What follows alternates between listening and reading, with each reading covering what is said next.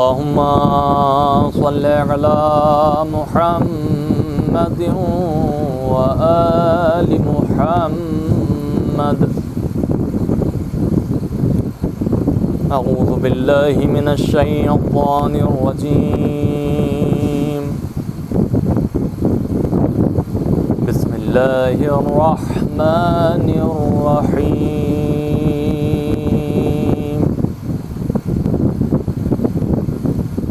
لا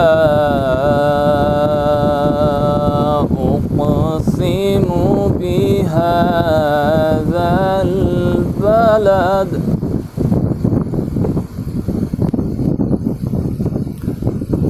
وأنت حل بهذا البلد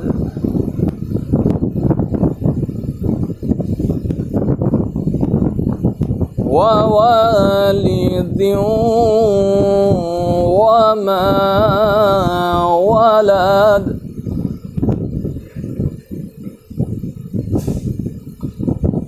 لقد خلقنا الإنسان في كبد.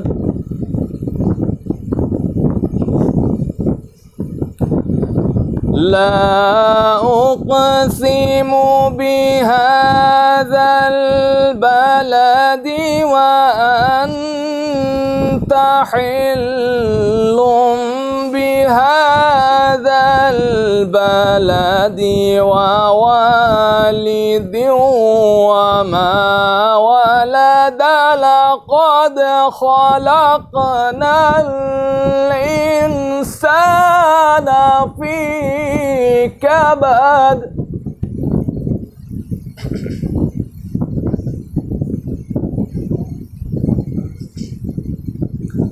أيحسب أن لن يقدر عليه أحد.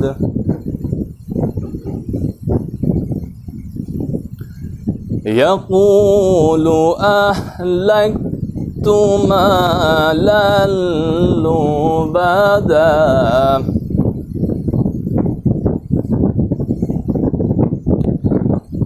يقول أهلكت مالا لبدا.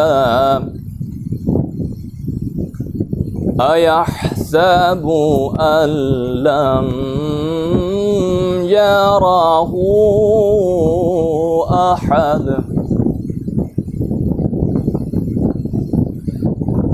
ألم نجعل له عينين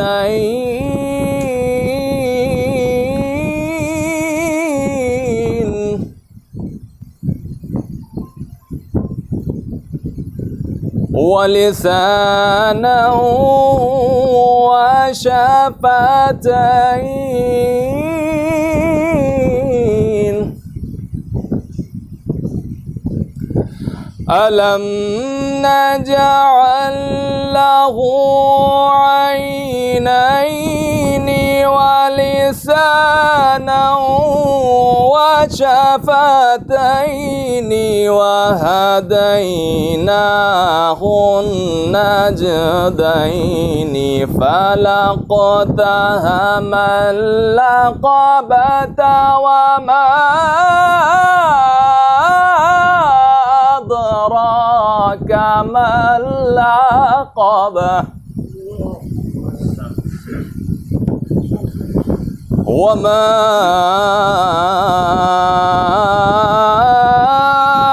أدراك ما العقبة. فك رقبة. فك رقبة أو إطعام في يوم ذي مسغبة يتيما ذا مقربة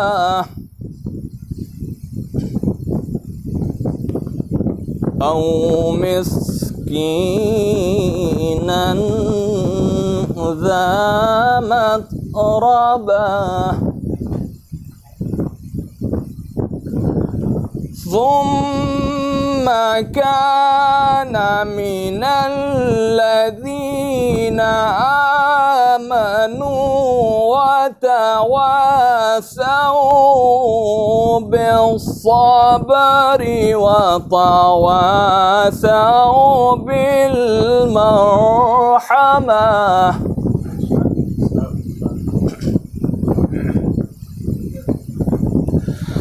ثم كان من الذين آمنوا وتواصوا بالصبر وتواصوا بالمرحمة أولئك أصحاب الميمنة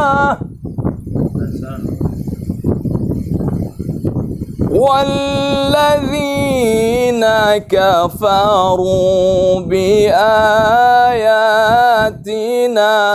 هم أصحاب المشأمة عليهم نار مؤصدة صدق الله العلي العظيم وصدق رسول النبي الكريم. نعرہ صلوات.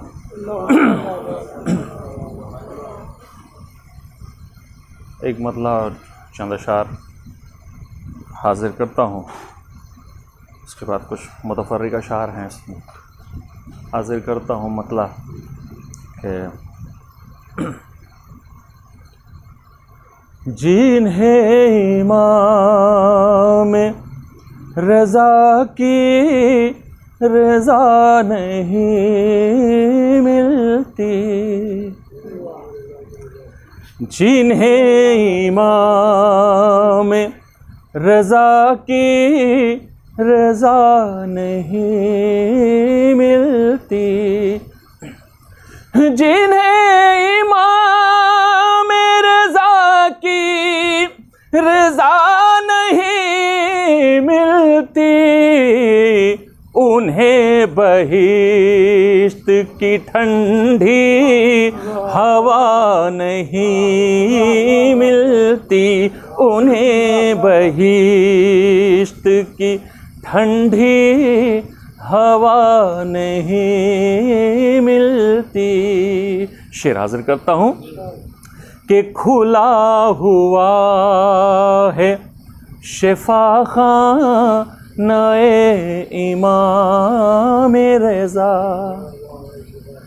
کھلا ہوا ہے شفا خانہ امام رضا، وہ آئے جن کے مرض کی دوا نہیں ملتی، وہ آئے جن کے مرض کی دوا نہیں ملتی،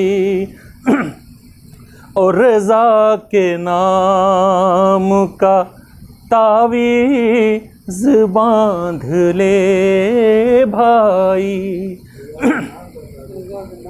رضا کے نام کا تعویذ باندھ لے بھائی، یہ پاس ہو تو کوئی بھی بلا نہیں ملتی، یہ پاس ہو تو کوئی بھی بلا نہیں ملتی، او زمانہ دیکھ لے کردار زینب و عباس،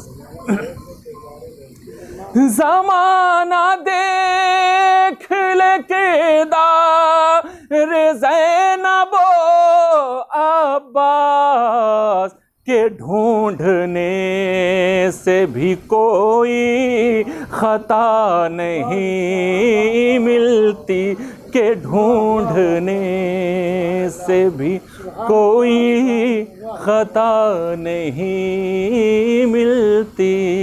ایک آدھ اشعار اور حاضر کرتا ہوں، دیکھیں گے کہ ڈھونڈنے سے بھی کوئی خطا نہیں ملتی، او ضرور کرب کے صحرا میں ہم بھٹک جاتے، بطور خاص ضرور کرب کے صحرا میں ہم بھٹک جاتے، ہمارے غم کو اگر کر بلا نہیں ملتی، ہمارے غم کو اگر کر بلا نہیں ملتی، ہمارے غم کو اگر کر بلا نہیں ملتی، اور زمانہ روضہ زینب کا معجزہ دیکھے، زمانہ روضہ زینب کا معجزہ دیکھے، وہاں پہ کوئی بہن بے ردا نہیں ملتی، وہاں پہ کوئی بہن بے ردا نہیں ملتی۔ اور یہ کہ نصیب والے ہی افہام اس کو پاتے ہیں، نصیب والے ہی افہام اس کو پاتے ہیں، ہر ایک جبین کو خاک شفا نہیں ملتی، ہر ایک جبین کو خاک شفا نہیں ملتی۔ رحم اللہ من قرأ الفاتحہ۔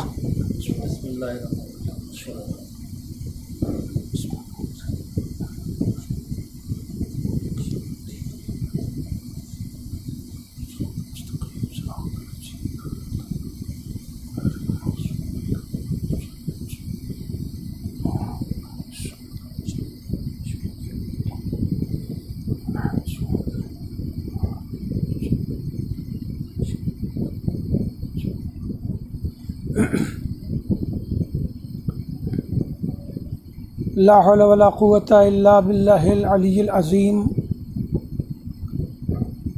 اعوذ باللہ من الشیطان اللعین الرجیم۔ بسم اللہ الرحمن الرحیم۔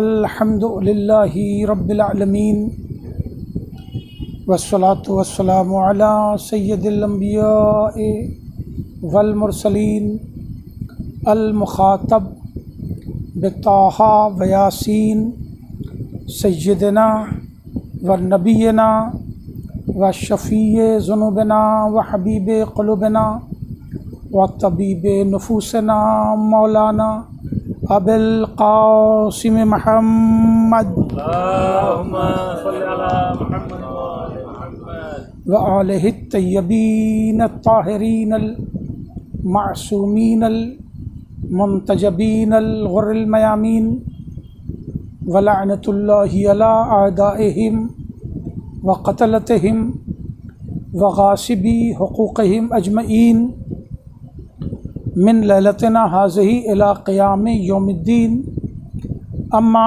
بعد فقد قال اللہ سبحانہ تبارک و تعالی فی کتاب المبین واصدق القائلین بسم اللہ الرحمن الرحیم کل شیء احصیناہ فی امام مبین. صلوات پڑھے محمد اللہم صل علی محمد وآل محمد. عزیزان محترم،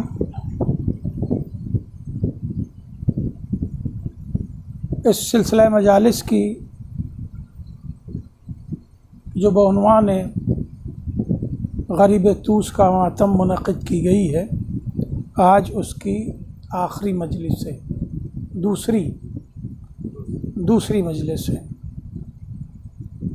اور یہ سلسلہ ماشاءاللہ بھی کل بھی رہے گا انشاءاللہ. ظاہر ہے کہ یہ مجلسیں اس امام کی شان میں اور ان کی یاد میں منعقد کی گئی ہیں کہ جو تنہا غریب الغربا پکارا جاتا ہے، جبکہ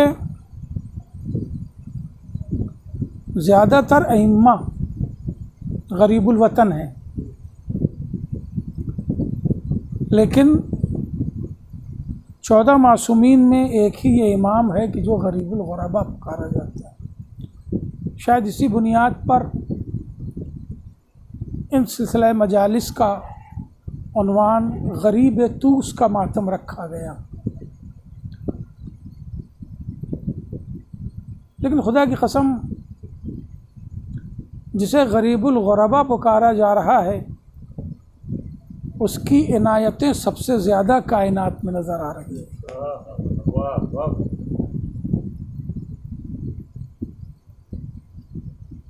موضوع میں نے امامت کے لفظ کو بنا لیا، ورنہ سرور بھائی پہلے سے اگر یہ موضوع ذہن میں ہوتا تو لفظ غریب ہی کو موضوع بناتا. سورہ یاسین کی یہ 12ویں آیت ہے جسے میں نے عنوان کلام قرار دیا. کل شیء احصیناہ فی امام مبین. ہم نے ہر شے کا ایک لفظ شے، یہ تو خود ہی ایک عمومی لفظ ہے، اور اس کے ساتھ بھی کل آ گیا. کل شے، جس چیز کو بھی تصور کیا جا سکتا ہے، ہر شے کا علم ہم نے امام مبین میں رکھ دیا ہے، محصور کر دیا ہے، احصاء کر دیا ہے امام مبین میں. لطف آیت کیا ہے؟ یہ سورہ جسے قرآن کا دل کہا جاتا ہے وہ ہے سورہ یاسین. سورہ یاسین جسے قرآن کا دل کہا جاتا ہے. اب دل کی کیا حیثیت ہے جسم میں؟ اسے آج کا تو بچہ جانتا ہے بھائی، ہے کہ یہ ہارٹ ذرا سا بھی اٹیک ہو تو پوری کائنات ہی ہل جاتی ہے اس کی، ہے کہ نہیں؟ دل کی کتنی اہمیت ہے آج کا تو بچہ جان رہا ہے. اب پورے قرآن کا دل ہے سورہ یاسین، اور میرے موضوع میں اس کی 2 آیتیں ہیں جو انشاءاللہ ایک اور ارسال کروں گا موقع پہ. یہ ایک عجیب بات ہے کہ سورہ یاسین کو صرف حالت احتضار میں جو شخص ہو اس کے سامنے پڑھا جاتا ہے، جبکہ دل کا تعلق زندگی دینا ہے، موت دینا نہیں ہے. دل کا کام زندگی دینا ہے، اور کر رہے ہیں جسم کے ایک عضو تک خون پہنچانا ہے، دماغ کو کام کرنے لائق بنانا دل کا کام ہے، اور کر رہے ہیں اعضاء و جوارح کو پوری طرح توانا رکھنا دل کا کام ہے. اگر یہ دل پوری طرح کام نہ کرے اور کہیں بھی وہ بلڈ سرکولیشن نہ پہنچائے تو وہ ازو ڈیمیج ہونے لگتا ہے. تو اس کا مطلب یہ ہے کہ دل کا کام ہے حیات بخشنا. سورہ یاسین کا کام ہے حیات بخشنا. سمجھا یہ جاتا ہے کہ یہ مرنے والے کے لیے سورہ بنایا گیا ہے. اس کی وجہ یہ ہے کہ یہ پڑھا جانے لگا حالت احتضار میں جو شخص ہے اس کے لیے. اب یہ تو موضوع نہیں ہے کہ کیوں پڑھا جاتا ہے، اور یقین جانیے کہ یہ پڑھا جاتا ہے مرنے والے کے لیے حیات کی آسانی فراہم کرنا. مگر مسئلہ یہ ہے کہ لوگ مرنے کے بعد کی حیات سے واقف نہیں ہیں. ایک صلوات پڑھ لیں محمد و آل محمد. پھر یہاں سے ایک الگ بحث نکل جائے گی اور میں موضوع پہ ہی رہنا چاہتا ہوں.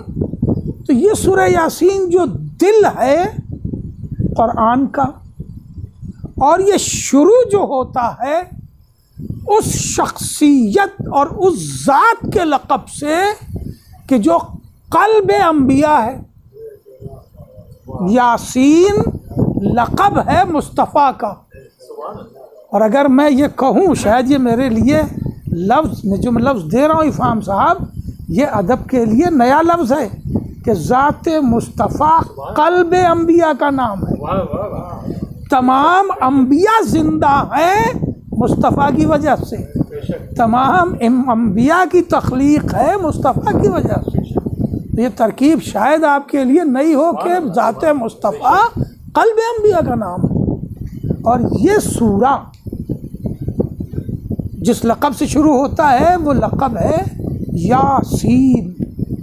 اے سید و سردار، بسم اللہ الرحمن الرحیم. یاسین والقرآن الحکیم انکا لمن المرسلین علی صراط مستقیم. یہ کس کی گفتگو ہو رہی ہے؟ سرکار ختمی مرتبت کی. اے سید و سردار، قرآن حکیم کی قسم، بے شک آپ مرسلین میں سے ہیں اور بے شک آپ صراط مستقیم پر ہیں. تو یہ سورہ شروع ہوتا ہے مصطفیٰ کی تعریف سے. اب جملہ صرف کرنا چاہتا ہوں، سورہ شروع ہوتا ہے مصطفیٰ کی تعریف سے. سورہ کا نام لقب مصطفیٰ ہے یاسین. تعارف و تعریف مصطفیٰ کی شروع ہوتی ہے. مگر اسی سورے کی 12ویں آیت یہ کیوں بنی؟ کل شیء احصیناہ فی امام مبین. ہم نے ہر شے کا احصاء امام مبین میں کیا ہے. کاش یہ آیت 8ویں ہوتی، 15ویں ہوتی، 25ویں ہوتی. اچھا خاصا سورہ ہے، مگر یہ 12ویں آیت یہ رکھی گئی ہے، ہو نہیں گئی ہے. صلوات پڑھیں محمد و آل محمد. یہ 12ویں آیت اللہ نے باہتمام رکھی ہے، اس لیے کہ یہ ایک کنایہ ہے. 12ویں آیت کا ہونا ایک کنایہ ہے، ایک اشارہ ہے، ایک مقام تفہیم ہے کہ مصطفیٰ کے نائب 12 ہی ہوں گے. لہٰذا میں نے 12ویں منزل پر یہ آیت رکھی ہے. ہر شے کا احصاء ہم نے امام مبین میں کیا. کل شیء احصیناہ فی امام مبین. امام کہتے ہیں کسے؟ بڑی توجہ، چھوٹی چھوٹی خوبصورت خوبصورت باتیں عرض کرنا چاہتا ہوں. اور بڑا جی لگ گیا میرا سرور بھائی کی اور آپ کی وجہ سے. سامعین سب برابر ہوتے ہیں مگر کچھ چہرے بہت مانوس ہوتے ہیں. اب ظاہر ہے کہ میں کتنا مانوس ہوں افہام صاحب سے، اب یہ انہی سے پوچھے گا، میرے بتانے کی بات نہیں ہے. اور سرور بھائی سے کتنا مانوس ہوں تو بہت ساری ملاقاتیں ان سے ہیں میری، اور بڑی اہم جگہ پہ ان سے ملاقاتیں. بہرکیف تو امام 4 حروف کا چھوٹا سا لفظ ہے. امام، الف میم الف میم. امام امام کہتے ہیں جو آگے آگے چلنے والا ہو، امام کہتے ہیں جو آگے آگے چلنے والا ہو، امام کہتے ہیں کہ جو قائد ہو، قیادت کر رہا ہو۔ مگر اس کے لغوی معلوم والا ہے کیا ہے امام کے؟ ظاہر ہے کہ یہاں میرا یہ بچہ بھی چھوٹا سا جو ہے بچہ بیٹھا ہوا، یہ بھی سمجھ جائے گا۔ یہ جو دیوار بنتی ہے اور مستری، راج مستری جسے کہتے ہیں، راج مستری صاحب جو یہ دیوار بناتے ہیں، معلوم ہے راج مستری کیوں کہا جاتا ہے؟ بات آ گئی ہے۔ کیا یہ غریب کا مکان نہیں بناتے ہیں؟ نہیں، یہ بناتے تو غریب کا ہی مکان ہے، مگر یہ بناتے ہیں راجہ ہی کی شان سے۔ 100 روپے کا اسٹیمیٹ بتاتے ہیں، 1000 خرچہ کرا دیتے ہیں، اس لیے یہ راج مستری کہلاتے ہیں۔ ان کا مزاج جو ہے وہ وہی ہے بنانے کا، راجاؤں والا، غریب کو بھی جو ہے وہ پھنسا دیتے ہیں۔ تو راج مستری سمجھ گیا بیٹا آپ، جو مکان بناتے ہیں، ان کے ہاتھ میں آپ نے دیکھا ہوگا ایک لٹو ہوتا ہے، وہ رسی ہوتی ہے اور اس میں ایک نیچے لٹو لگا رہتا ہے، دیکھا ہے؟ تو جب وہ دیوار بناتے ہیں تو اس کو دیوار سے ایسے ٹچ کر کے تھرمامیٹر کی طرح دیکھتے ہیں، جس طرح آج کل کورونا ٹیسٹ کیا جا رہا ہے۔ جو آدمی آ رہا ہے بندوق کی طرح اس کے ایسے لگا دیا جاتا ہے، کیا یہ کورونا ٹیسٹ ہو رہا ہے نا؟ تو اس کے اندر کا پورا تھرمامیٹر جو ہے وہ بتا دیتا ہے۔ تو وہی تھرمامیٹر دیوار کا جو ہے وہ اس کے ہاتھ میں ہوتا ہے، راج مستری کے ہاتھ میں، ہے نا؟ اسے کہتے ہیں عام بول چال میں، مستری کی زبان میں، ساہل۔ سنا ہے یہ لفظ؟ ساہل یاد کر لیجیے، اسے ساہل کہتے ہیں جو ان کے ہاتھ میں ہوتا ہے۔ جب وہ ایک اینٹ رکھیں گے تب اسے ٹچ کریں گے، پھر دوسری اینٹ رکھیں گے پھر اسے ٹچ کریں گے۔ ارے بھائی پوری دیوار بنا کر کے ٹچ کر لو، ایسا نہیں کرتے۔ جب ایک اینٹ رکھیں گے تب ٹچ کریں گے۔ یہ ٹچ کیوں کرتے ہیں؟ اس لیے کہ وہی امام بتاتا ہے کہ دیوار سیدھی جا رہی ہے۔ اسی ساہل کو لغت میں امام کہتے ہیں۔ سبحان اللہ، سبحان اللہ۔ ایک صلوات پڑھ لے محمد وآل محمد۔ صلی علی محمد وآل محمد۔ امام جو ہے عربی لغت میں اسی ساہل کو امام کہتے ہیں۔ تو اب امام کا کام کیا ہے کہ ہر اینٹ کو، ہر ردے کو، دیوار کی ہر سطح کو بتا دے کہ یہ سیدھی ہے کہ ٹیڑھی ہے۔ تو ایک بات طے ہوگی کہ جب تک امام سے ملایا نہ جائے گا دیوار سیدھی نہیں ہوگی۔ اب اگر تم یہ چاہتے ہو کہ تمہاری نماز کی دیوار سیدھی ہو، روزوں کی دیوار سیدھی ہو، حج و زکوٰۃ سیدھا ہو، یہ اعمال صراط مستقیم پر گامزن رہے، تو اپنے ہر عمل کو امام سے ملاتے رہنا۔ صلوات پڑھیں محمد و آل محمد۔ اپنے ہر عمل کو اگر امام سے آپ مربوط کرتے رہیں گے تو آپ کا ہر عمل درست رہے گا۔ اور اگر آپ کسی بھی مستری سے پوچھ لیجئے کہ اگر اس کے ہاتھ میں ساہل نہیں ہے یعنی امام، تو چاہے اس کے پاس 100 سال کا تجربہ ہو عمارت بنانے کا، کبھی دیوار سیدھی نہیں بنا سکتا۔ ایک صلوات پڑھ لیں اور محمد وآل محمد۔ چاہے 100 سال کا تجربہ ہو، لیکن اگر امام اس کے ہاتھ میں نہیں ہے، ساہل نہیں ہے، تو وہ کبھی بھی کوئی دیوار سیدھی نہیں بنا سکتا۔ تو بھیا یہ روز مرہ کی دیوار اگر بغیر امام کے سیدھی نہ بنے تو تمہارے اعمال بغیر امام کے سیدھے کیسے ہو سکتے؟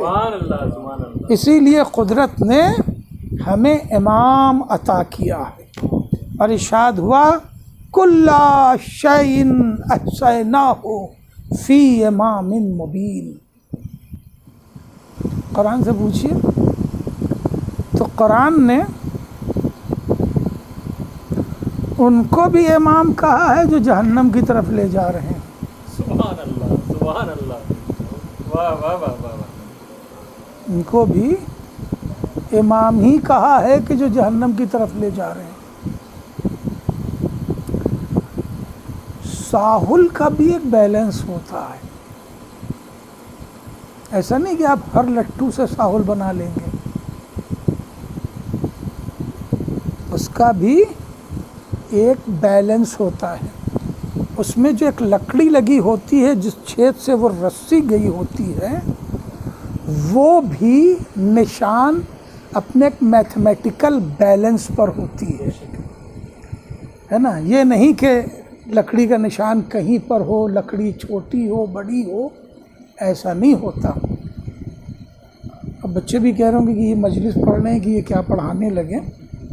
اور کہہ رہا وہ جو لٹو ہوتا ہے جتنے معیار کا لٹو ہوتا ہے چھوٹا بڑا اسی میزان سے اس کی وہ لکڑی ہوتی ہے جو اتنی بڑی سی صرف لکڑی ہوتی ہے مگر اس کا ایک میزان ہوتا ہے. اگر ذرا بھی امام ٹیڑھا ہے تو دیوار سیدھی نہیں ہوگی. یعنی آپ کہہ تو رہے ہیں کہ میں امام سے تو پوچھ تو رہا ہوں ساحل سے. ارے بھائی یہ بھی تو دیکھو کہ ساحل بھی ٹھیک ہے کہ نہیں ہے. سبحان اللہ سبحان اللہ. تو اگر وہ ٹھیک نہیں ہے تب بھی وہ ساحل ہی کہا جائے گا. اسی لیے قرآن نے انہیں بھی امام کہا ہے کہ جو جہنم کی طرف لے جا رہے. ارشاد ہوتا ہے جعلناہم ائمۃً, ہم نے انہیں بھی امام قرار دے دیا, مان لیا. یدعون الی النار, جو جہنم کی طرف دعوت دے رہے ہیں. یہ قرآن ہے. ہم نے انہیں بھی امام مان لیا ان لوگوں کا کہ جو جہنم کی طرف لے جا رہے ہیں. لیکن آگے آگے تو وہی جا رہا ہے بھائی. اب اس کے پیچھے جو بھی ہے ان کا تو وہی امام ہے. وہ ساحل ہی ٹیڑھا ہے تو دیوار تو ٹیڑھی ہی جائے گی. سبحان اللہ. اب پھر ارشاد ہوا کہ وجعلناہم ائمۃً, بہت نازک سی آیت ہے, یأتون بأمرنا, اور ہم نے انہیں بھی امام بنایا ہے جو میرے امر سے ہدایت کرتے ہیں. واہ واہ. ہم نے انہیں بھی امام بنایا ہے کہ جو میرے امر سے ہدایت کرتے ہیں. اب دیکھیں دو طرح کے امام بتا دیے قرآن نے. امام وہ بھی ہیں اپنی امت کے کہ جو یدعون الی النار, جہنم کی طرف لے جا رہے ہیں اپنے ماننے والوں کے. اب اس کا دائرہ ہے بہت وسیع. ایک آدمی بھی 5 آدمی کا امام بن سکتا ہے. ایک کوئی آدمی بھی سماج کا 5 آدمی کا امام بن جاتا ہے, خالی انہیں کوئی ایک برا کام بتا کر کے اپنا کام کرنے لگے. اب ان 5 آدمی کی امامت اب اس کے ہاتھ میں ہے. کسی بھی غلط کام پر لگا دیا, اور اگر صحیح کام پر لگا دیا ہے, تفصیل میں بہت جانے کا وقت نہیں ہے, تو ان 5 کی امامت بھی اس کے پاس ہے کہ جنہیں راہ راست بتا دیا ہے. حدیث میں ہے کہ اگر تم نے کسی کو کار خیر پر لگا دیا تو جب تک وہ کار خیر کرتے رہیں گے ان 5 کو جتنا ملے گا اتنا ہی ثواب تمہیں ملے گا. سبحان اللہ. اسی طرح اگر کسی برائی پر لگا دیا ہے تو ان 5 کو جتنا عذاب ملے گا اتنا ہی تمہیں بھی ملے گا. نہ ان کو عذاب دینے سے تمہارے عذاب میں کمی ہوگی, نہ ان کو ثواب بانٹنے سے تمہارے ثواب میں کمی ہوگی. تو امامت تو یوں بھی ہو جائے گی. اب آپ نے یہ کس سے سیکھ کے بتایا, اب آپ کا امام وہ ہو گیا. ایک سلسلہ ہے. قرآن نے کہا یوم ندعو کل اناس بامامہم, ہم قیامت کے دن کل اناس ہے ہر ایک انسان کو, پرٹیکولر ایک آدمی, ہم ہر ایک انسان کو اس کے امام کے ساتھ بلائیں گے. ابھی دنیا کی آبادی کتنی ہم ہے؟ 7 ارب. یہ اسی میں ہم بھی ہیں. ہم اپنی کو مثال میں رکھیں, دوسرا ڈر جاتا ہے تو 100 سال سے زیادہ تو نہیں جئیں گے ہم, تو ان 7 ارب کو بھی 100 سال سے زیادہ جینے نہیں دیں گے. بھئی جب ہم نہیں جئیں گے 100 سال سے زیادہ تو کسی کو کیا حق ہے کہ وہ جیے؟ ایک صلوات پڑھ لے محمد وآل محمد. صلی علی محمد وآل محمد. جی لگ رہا ہے نا بھی ندیم صاحب, گفتگو جاری رہے نا. تو کہنے کا مطلب یہ ہے کہ 100 سال میں یہ 7 ارب آدمی ختم ہو جائیں گے برابر, اور پچھلے 100 سال میں بھی 5 ارب ختم ہو چکے ہوں گے, اور اس سے پچھلے 100 سال میں 3 ارب ختم ہو چکے ہوں گے, اس سے پچھلے 100 سال میں 2 ارب ختم ہو چکے ہوں گے. بھئی یوں ہی تو آبادی بڑھی ہے, اور اگلے 100 سال میں ممکن ہے 8 ارب آدمی اگر کورونا سے سب بچ گئے انشاءاللہ. بھئی 1 ارب تو بڑھیں گے نا. اب کچھ حکومتیں ہیں جو کورونا پھیلا کے کم کرنے پہ لگی ہیں آبادی, وہ ایک الگ بات ہے, ورنہ بڑھیں گے یہ 8 ارب ہوں گے, 9 ارب ہوں گے. تو اب ذرا جوڑ کے بتائیے کہ یہ اگر 100 سال 1000 سال جوڑا جائے تو یہ 1000 سال میں 70 ارب آدمی ایک میدان محشر ہیں. سبحان اللہ سبحان اللہ. میدان محشر دیکھیے ایک ہی ہے. اب میں کن کن آیتوں پہ بحث کروں. ایک میدان محشر اور اس میں 70 ارب آدمی, حساب سب کا ہوگا. تو کوئی سسٹم تو اللہ نے بنایا ہوگا, کوئی نظام تو بنایا ہی ہوگا حساب کرنے کا. وہاں تو کلّا اناسن بے امامہم, ایک سسٹم یہ ہے, واہ. ایک سسٹم یہ ہے کہ ہم سب کو بلائیں گے اس کے امام کے ساتھ. پیریڈ کتنا ہے آڈیٹنگ کا؟ آڈٹ ہوگا نا وہاں 50,000 سال, 50,000. اور یہ 50,000 سال کا ایک دن ہے. یہ 50,000 سال 365 دن کر کے جوڑ کر کے نہیں بنے گا. ایک دن, یوم یقوم الحساب, قیامت کا ایک دن. ایک دن کتنے کو کہتے ہیں ہمارے یہاں؟ ہمارے یہاں دن 12 گھنٹے سے زیادہ کا نہیں ہوتا میکسیمم, کہیں پر بھی 12 گھنٹے کا ایوریج ہے دن. ایک دن ہے 50,000 سال کا ہمارے دنوں کے برابر, یعنی ہمارے 50,000 سال اور قیامت کا ایک دن. اور اس انسانوں کی آبادی زیادہ سے زیادہ 30,000 سال کی بتائی جاتی ہے. یہ آبادی جو ہے جناب آدم سے جو پہلی ہے, جو زیادہ سے زیادہ 30,000 سال کی بتائی جاتی ہے, اور 50,000 سال کے ایک دن میں دینا ہے حساب کتاب. دیکھیں سسٹم کیا ہے اللہ کا. بینک تو آپ لوگ جاتے ہی ہوں گے, میں نہیں جاتا. اب کیوں نہیں جاتا یہ جاننے کی ضرورت بھی نہیں ہے. تو کچھ ہو تب تو جائیں گے بینک میں, کہا کہ نہیں جائیں گے بینک. مگر یہ ہے کہ کچھ نہ کچھ تو دیکھا ہی ہم نے بھی دنیا. وہاں آپ نے دیکھا ہوگا گڈیاں لگی ہوئی ہے نا, 500 کی, 1,000 کی, 2,000 کی. اب تو 1,000 والی ہے بھی نہیں, گڈیاں ہیں نا. تو جب آپ نے دیکھا ہوگا کہ وہ جو کاؤنٹر پر ہوتا ہے گننے والا, تو وہ بنڈل کو اٹھا کے ایسے دیکھتا اور رکھ دیتا ہے 2 لاکھ. آئیں, ارے بھائی 2 لاکھ ہمیں دیکھنے 200 کی لگی ہے, 2,000 کی لگی ہے. پھر اس نے 1,000 کا بنڈل اٹھایا مثلاً, تو 1 لاکھ. گنتی صحیح چل رہی ہے, تو گنتی بہت کمزور آدمی ہے, اور مولوی کو گنتی میں ہمیشہ کمزور ہونا چاہیے. ایک صلوات پڑھ لے محمد وآل محمد.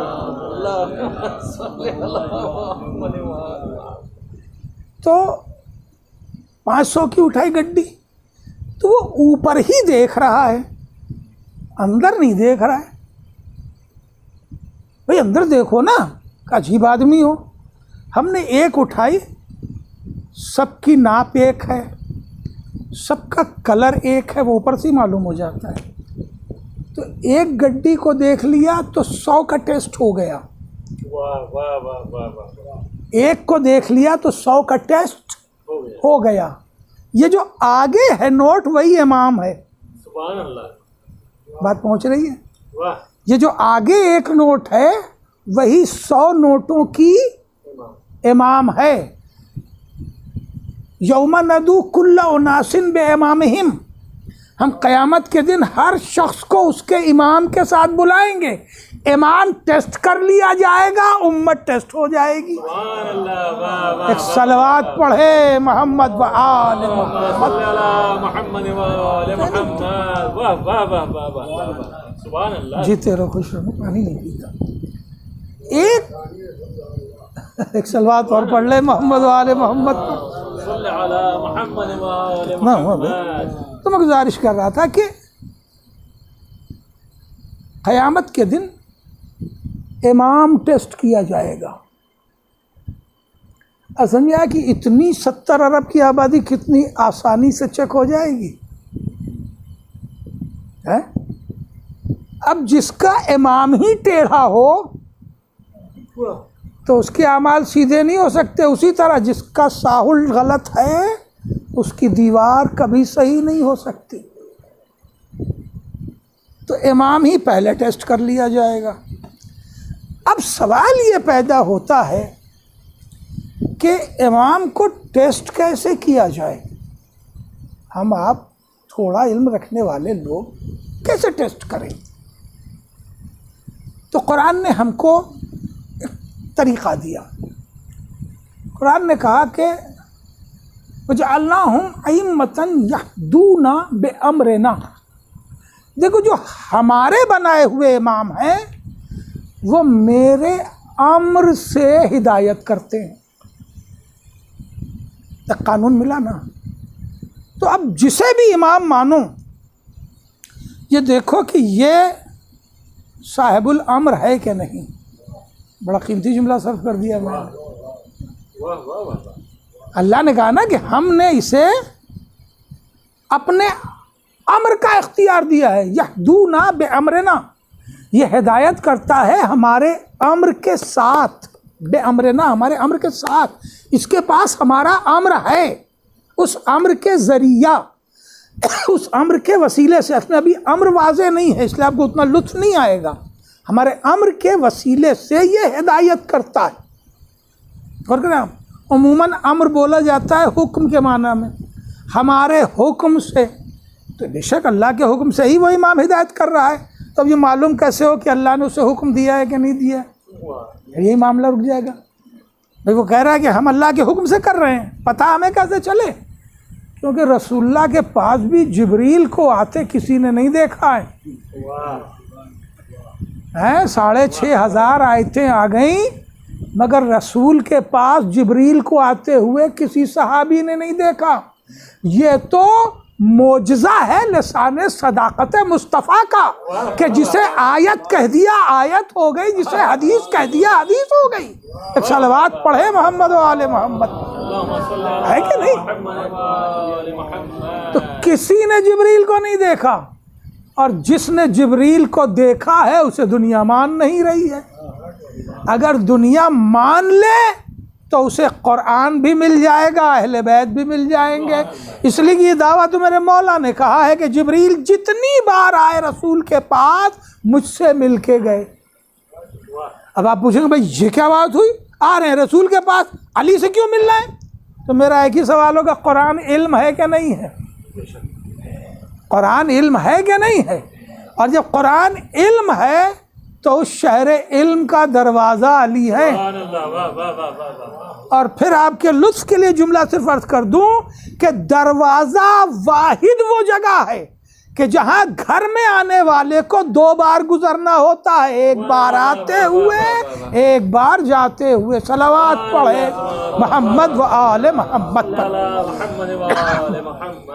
تو میں گزارش کر رہا تھا، تو قرآن نے کہا یہدونا بامرنا، ہمارے امر سے ہدایت کرتے ہیں۔ تو اب امر کیا ہے؟ دیکھیے بہت وقت لینا مقصود نہیں ہے، امر کیا ہے؟ پھر پڑھیے قرآن، دیکھیے اللہ کا طریقہ تخلیق، سور بھائی بڑی توجہ چاہتا ہوں، اللہ کا طریقہ تخلیق دو ہے، ایک کو خلق کہتے ہیں اور ایک کو امر کہتے ہیں۔ پہنچی؟ جو امر اب تک آپ کے ذہن میں تھا، یہ امر وہ نہیں ہے۔ اللہ کا طریقہ تخلیق ہے امر، اللہ کا ایک اختیار ہے امر۔ امر ایک اختیار کا نام ہے۔ آیت سپورٹنگ میں آیت دیتا ہوں آپ کو۔ خلق کسے کہتے ہیں؟ خلق اس نظام فطرت کا نام ہے جس کے ذریعے اللہ ہر شے کو وجود دیتا ہے، اور کہنا اسے خلق کہتے ہیں۔ اور اس کے لیے اللہ نے ہر شے کے لیے الگ الگ سسٹم رکھ دیا ہے نا۔ آم کا درخت 3 سال میں تیار ہوتا ہے، مگر برگد 3 سال میں تیار نہیں ہوتا۔ فرق ہے کہ نہیں ہے؟ بھینس کیا طریقے تخلیق اور ہے، بکری کے یہاں اور ہے۔ گندم کے گیہوں کے اگنے کا طریقہ اور ہے، اس کا سیزن بہت چھوٹا سا ہوتا ہے۔ لیکن اب آپ دیکھ لیجئے، باجرہ ہے مثلا، مکہ ہے، اس میں زیادہ ٹائم لگتا ہے۔ یہ کیا ہے؟ یہ ہے خلق۔ خلق یعنی گیہوں جب بھی اگے گا تو زمین کے اندر ہی اگے گا۔ ہتھیلی پہ آپ پورے سال لیے بیٹھے رہیں، مٹی میں دفن کر کے، ہاتھ سڑ سکتا ہے، گیہوں نہیں نکلے گا، اس لیے کہ یہ قانون خلق کے خلاف ہے۔ تو خلق معلوم ہو گیا، یہ ہے اللہ کا طریقہ خلق۔ دوسرا اللہ کا قانون تخلیق ہے جسے اختیار امر کہتے ہیں۔ اختیار امر کیا ہے؟ بڑی توجہ، اختیار امر یہ ہے، دیکھیے میں بہت تدریج سے موضوع پہ چلتا ہوا ایک اختتام تک آ رہا ہوں۔ اختیار امر یہ ہے کہ اللہ موسیٰ کو حکم دے، موسیٰ اپنے عصا کو پھینکو، اور جیسے ہی انہوں نے عصا کو پھینکا وہ اژدہا بن گیا۔ بتاؤ بھیا لکڑی سے سانپ کب بنتا ہے؟ مگر بنا کے نہیں بنا، لکڑی سے سانپ تو نہیں بنتا، اژدہا تو نہیں بنتا، مگر بنا۔ اچھا صرف بنا، ایک جملہ صرف کرنا چاہتا ہوں، اس جملے کی بھی اپنی ایک تفصیل ہے، مگر صرف آپ کے لطف کے لیے، یعنی ایک قطعے کے طور پر چوتھا مصرع ملاحظہ کر لیں۔ اژدہا بنا تو ایسا نہیں ہے کہ سب کو کھا پی کے جنگل میں چلا گیا، بلکہ پھر وہ اژدہے سے لکڑی بنا، پھر حکم ہوا موسیٰ اسے اٹھا لو، وقت نہیں ہے، موسیٰ اٹھا لو۔ معلوم جناب موسیٰ کی کیا چیز مشہور ہے؟ ہیبت موسیٰ، ہے نا؟ اتنی ہیبت والا نبی خود اتنی ہیبت میں آ گیا کہ اپنی ردا میں ہاتھ چھپا کر کے اس اژدہے کو پکڑنے چلے۔ اس کا مطلب کتنا ریئل پھمکارتا ہوا، کھاتا پیتا تندرست تھا۔ تبھی تو یہ وہی عصا ہے کہ جس کے لیے پہلے جناب موسیٰ سے اللہ میاں نے پوچھ لیا تھا، موسیٰ تمہارے ہاتھ میں کیا ہے؟ سب آیتیں ہیں، وقت نہیں کہ بڑی تفصیل میں جاؤں۔ کیا ہے؟ کہا پالنے والے عصا ہے۔ کہا اچھا کیا کرتے اس عصا سے؟ کہا لکڑی سے میں اس عصا سے پتیاں توڑتا ہوں دمبیوں کو کھلانے کے لیے، اس سے میں دمبیوں کو ہانکتا ہوں، اس سے میں سہارا لے کے کھڑا ہوتا ہوں۔ یہ پوچھا اسی لیے کہ پکا سمجھ لو یہ لکڑی ہے، یقین دلا دیا۔ اب اسی کو اژدہا بنا دیا تو جناب موسیٰ جن کی ہیبت مشہور ہے وہ ردا میں اپنا ہاتھ سمیٹ کے اب ردا سے پکڑ رہے ہیں، جیسے آج کل لوگ دستانے سے کورونا پکڑ لے۔ صلوات پڑھ لے محمد وآل محمد۔ بھائی جب اسی زمانے میں مجلس ہو رہی ہے تو اس کی مثال تو آتی ہی رہے گی، آنی بھی چاہیے، تاکہ یہ بھی ایک ریکارڈ رہے کہ مجلس کس زمانے میں ہو رہی ہے۔ ایک صلوات پڑھ لے محمد والے محمد پر، کس کنڈیشن میں، کن حالات میں ہیں۔ تو یہ کون عصا سے اپنا اژدہا پکڑ رہا ہے؟ اچھا، اللہ میاں نے یہ نہیں کہا، یہ بھی سن لیں لطف کی بات، ہمیں ان دو بچوں کا بھی خیال ہے اصل میں اپنے لہجے میں، دو ہی ہیں مگر میں انہیں مائنس کر کے کبھی نہیں چلتا۔ اچھا لگ رہا ہے نا؟ بس سنتے رہو۔ یہ نہیں کہا کہ موسیٰ اژدہا اٹھا لو، کہا یہی کہ عصا اٹھا لو۔ آپ غور کیجئے، یعنی پہلے وہ عصا تھا، اژدہا بنا، اللہ نے بھی اژدہا اٹھانے کے لیے نہیں کہا جو اس پوزیشن میں ہے، کہا اپنا عصا اٹھاؤ، مگر چونکہ اس کی ظاہری حالت اور کیفیت اژدہے کی تھی لہذا احتیاط سے انہوں نے اٹھایا۔ اب جملہ سنبھال لی، وہ چوتھا مصرع قطعے کا سرور بھائی، کہ جس کی ہیبت مشہور ہے وہ عصا سے بننے والے اژدہے کو ردا میں ہاتھ لگا کے پکڑ رہا ہے، اور جواں سال ہو چکے ہیں، شادی بیاہ ہو چکی ہے جناب موسیٰ کی، تب کا یہ واقعہ ہے۔ پھر سوچئے اس کی ہیبت کا عالم کیا ہوگا جو ابھی گہوارے میں ہو اور اوریجنل اژدہے کو چیر کے دو ٹکڑے کر رہا ہو۔ صلوات پڑھے محمد بہت۔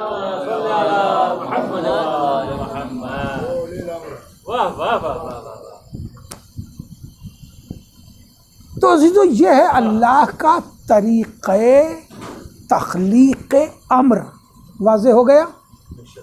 اختیار امر یعنی جو قانون فطرت کے تحت وجود میں آئے اسے کہتے ہیں خلق، اور جس میں فطرت کا کوئی قانون عمل میں نہ آئے اسے کہتے ہیں اختیار امر۔ اب اسی سورہ یاسین کی آیت پڑھیے، بسم اللہ الرحمن الرحیم،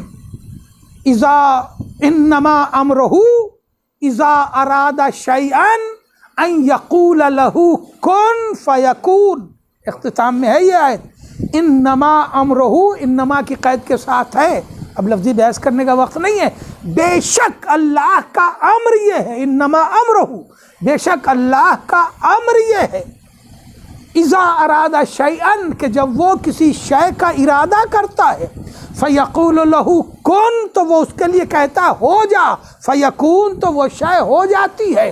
تو گویا کن کہہ کے کسی شے کا وجود میں لانا یہ اختیار امر ہے، طریقہ خلق نہیں ہے۔ اور کریں اب تو امر الہی یہ ہے، امر الہی یہ ہے کہ جو کن کہہ کے کسی شے کو وجود میں لائے۔ قرآن کہہ رہا ہے جنہیں ہم نے امام بنایا ہے انہیں صاحب الامر بنایا ہے۔ ایک صلوات پڑھے محمد وآل محمد پر، تو بات پہنچ رہی ہے نا؟ اس طرح اپنا امام پہچان لو، جنہیں ہم نے امام بنایا ہے انہیں صاحب الامر بنایا ہے، انہیں ہم نے اختیار امر دیا ہے۔ تو اسی لیے جسے ہم آج صاحب الامر کہتے ہیں، اب نہ پوچھنا آئے گا تو کیسا رہے گا، لڑے گا تو کس طرح لڑے گا، تلوار کیسے چلے گی، میزائل کے سامنے وہ کیسے کھڑا ہوگا، ارے وہ صاحب الامر ہوگا، جو چاہے گا دنیا میں وہی ہوگا۔ صلوات پڑھے محمد وآل محمد، اور کیا جو چاہے گا وہی ہوگا۔ تو اتنا ہو گیا کہ جسے اللہ نے امام بنایا ہے اسے صاحب الامر بنایا ہے۔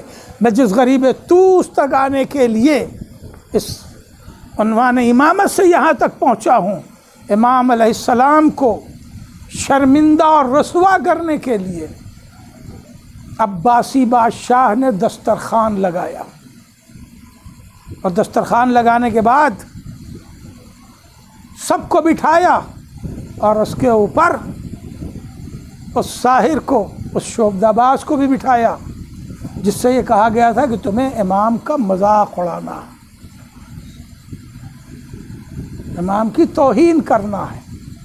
اور جیسے ہی امام دسترخوان پر آئے اور آنے کے بعد امام نے لقمہ اٹھانا چاہا اور بادشاہ کا حکم ہوا، اشارہ ہوا، اور اس نے امام کے ساتھ گستاخانہ عمل کیا۔ امام نے شیر قالین کو حکم دیا، اٹھ اور اسے نگل لے۔ کسے حکم دیا بھائی؟ شیر قالین کو۔ جنگل سے شیر کو آواز نہیں دی ہے، شیر قالین سے کہا کہ اٹھ۔ مولا یہ اٹھے گا؟ کہ تمہیں معلوم نہیں ہے عصا اژدہا کیسے بنتا ہے؟ اگر عصا حکم امر سے اژدہا بنے گا تو یہ شیر قالین شیر بنے گا۔ اور جب اس نے اسے نگل لیا، امام نے حجت تمام کر دی، اور پھر بادشاہ وقت نے یہ کہا کہ مولا یہ ہمارا آدمی تھا، اسے واپس کر دیجئے۔ تو امام نے کیا بات کہی کہ اگر عصائے موسیٰ نے جادوگران فرعون کے سانپوں کو اگل دیا ہوتا تو یہ بھی اگلتا۔ گویا بتا دیا وہ بھی امر ہے، یہ بھی امر ہے، اور اللہ نے ہمیں صاحب الامر بنایا۔ بس گفتگو تمام کر رہا ہوں، یہیں پہ آگے زمانہ ایک سوال کرتا ہے کہ جب اتنا اختیار اور یہ سارا علم تھا تو امام نے زہر کیوں کھا لیا؟ زہر کھا لیا تو کیوں مر گئے؟ کیوں شہادت ہو گئی؟ تو یہ خیال رہے، ایک قانون ہے جو جناب آدم سے لے کے اور امام عصر تک چلے گا اور چلتا ہوا آیا ہے۔ یہ قانون سمجھ میں نہیں آتا تو ان کی شہادتیں بھی سمجھ میں نہیں آتی۔ وہ قانون کیا ہے کہ معصوم کبھی بھی کوئی عمل اپنے نفس کے لیے انجام نہیں دیتے۔ اگر کوئی بھی امام اپنے نفس کے لیے کسی نبی نے اپنے معجزے کو اپنے نفس کے لیے استعمال نہیں کیا، کسی نبی نے اپنے کسی بھی اختیار اور اعجاز کو اپنے نفس کے لیے استعمال نہیں کیا۔ آپ عزاداران مولا، میں دعا کر رہا ہوں اور درمیان مجلس دعا کر رہا ہوں کہ اللہ سرور بھائی کے سزا خانے کو شاندار بنا دے، ان کی خواہش ہے، اور یہاں ہر محرم میں اسی طرح عزاداری ہو، اور ساری دنیا میں میرے پالنے والے امسال عزاداری کو رائج کر، اس لیے کہ اس برس اور اس وبا سے ہم بہت غمگین ہیں۔ ہمارا رمضان اس شان سے نہیں ہو سکا، ہم نے عید اس شان سے نہیں منائی، بقرعید بھی ضد پہ ہے۔ مولا ہر دکھ برداشت کر لیں گے مگر ایام عزا کا دکھ برداشت نہیں ہوگا۔ مولا جیسے بھی ہو اپنا کرم کیجئے اور سفارش کیجئے بارگاہ رب العزت میں کہ اس مرض سے جلد دنیا کو نجات ملے، تاکہ ذکر اہل بیت پہلے کی طرح جاری اور ساری ہو جائے، اور تمام مومن خوشحال اور بیماریوں سے مبرہ رہیں انشاءاللہ، آمین۔ میں گزارش کر رہا تھا عزیزو، کسی امام نے اپنے نفس کے لیے کوئی معجزہ نہیں دکھایا۔ میں نے کہا نا آپ عزادار ہیں، آپ کے لیے یہ دلیل بہت آسان ہے۔ حسین نے کوئی معجزہ عاشورے کے دن دکھایا؟ اگر معجزہ دکھاتے تو کیا کوئی تیر حسین کو زخمی کرتا؟ کوئی تیر علی اصغر کو زخمی کرتا؟ کوئی نیزہ علی اکبر کے کلیجے میں لگتا؟ وہ حسین کہ جو سر نوکے نیزہ پر جانے کے بعد تلاوت کر کے اپنی مرضی سے سفر کر رہا ہو، میرے مولا اب معجزہ دکھا رہے ہیں، پہلے کیوں نہ دکھایا؟ کہا اس لیے کہ ہم معجزہ اپنے نفس کے لیے نہیں دکھانا چاہتے، اور نہیں دکھاتے ہیں. یہ ہم معجزہ اس لیے دکھا رہے ہیں تاکہ یزید تک یہ پیغام پہنچ جائے کہ حسین مجبور نہیں ہے، مرضی پروردگار پر جینا چاہتا ہے. عزادارو، یہی وجہ ہے کہ امام کوئی معجزہ اپنے نفس کے لیے اختیار نہیں کرتا، ورنہ نہ کوئی زہر اس پر کام آئے، نہ کوئی تلوار اسے زخمی کرے. ارے امام جب گھر سے نکلے ہیں، چاہنے والے نے پوچھا آقا کہاں جا رہے ہیں؟ کہا میں جا تو رہا ہوں بادشاہ کے پاس، مامون کے پاس، مگر میں اگر آج اس طرح آؤں کہ ردا میرے سر پر نہ ہو تو مجھ سے گفتگو کرنا، لیکن اگر ردا سر پہ ہو تو مجھ سے گفتگو نہ کرنا، وہ میرا آخری وقت ہوگا. ارے دل دہلتا رہا چاہنے والے کا، مگر امام جب تشریف لائے تو سر جھکائے ہوئے، ردا ڈالے ہوئے کلیجہ پھٹ گیا. کیا میرے مولا یہ آپ کا آخری دیدار ہے؟ کہا گھبراؤ نہیں، میرا بیٹا تقی آئے گا. کہا مولا وہ تو مدینے میں ہے، وہ کیسے آئیں گے؟ کہا دیکھو تم پریشان نہ ہونا، میں حجرے میں ہوں گا، تم باہر ہوگے، صبح ہوگی، بادشاہ تک اطلاع جائے گی، مگر اس سے پہلے میرا بیٹا آئے گا. کربلا کا حسین سید سجاد، ہاتھوں میں ہتھ کڑیاں، پیروں میں بیڑیاں، جنازے کے سامنے کھڑے. پھوپھی اماں، پھوپھی اماں، میرا بابا چل گیا. الا لعنت اللہ علی القوم الظالمین، وسع علم الذین ظلموا ای منقلب ينقلبون وَإِنَّا لِلَّهِ وَإِنَّا إِلَيْهِ راجعون. پالنے والے تجھے محمد و علیہ السلام کا واسطہ اس مجلس عزا کو قبول فرما. پالنے والے تمام مومنین و مومنات جہاں جہاں بھی ہیں ان کے جان مال عزت و آبرو کی حفاظت فرما. پالنے والے تجھے محمد و علیہ السلام کا واسطہ اس وبا سے تمام دنیا کو، خصوصاً تمام مومنین کو مبرہ فرما، منزہ فرما. پالنے والے جلد سے جلد اس وبا سے نجات دے کہ ذکر اہل بیت کو جاری و ساری فرما. پالنے والے تمام مومنین و مومنات کی حاجات دنیاوی اور اخروی کو پورا فرما. امام زمانہ کے ظہور میں تعجیل فرما. ہم سب کو امام کے معین و مددگار میں شمار فرما. ماتم رضا علیہ السلام.